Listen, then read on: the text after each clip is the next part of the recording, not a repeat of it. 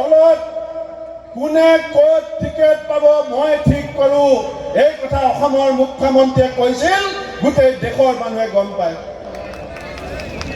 ৰাজ্যসভাৰ election AIDF দলে বিজেপিক ভোট দিছে।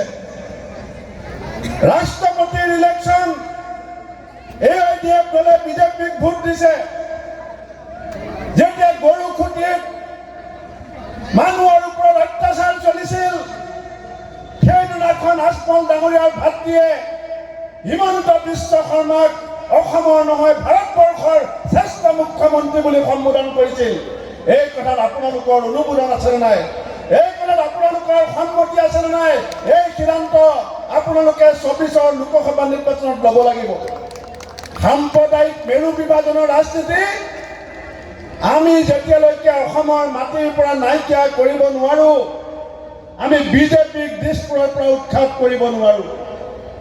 বিজেপিক যদি দিশপুৰৰ পৰা উৎখাত কৰি পদুম ফুলৰ শিপা আমি কংগ্ৰেছ দলে ব্ৰহ্মপুত্ৰত পেলাই দিবৰ কাৰণে যি সংকল্প লৈছো, সেই সংকল্পক শক্তিশালী কৰিবলৈ হ'লে এই ধুবুৰীৰ মাটিৰ পৰা তলা চাবিকো আপোনালোকে ব্ৰহ্মপুত্ৰত দলিয়াই দিব লাগিব।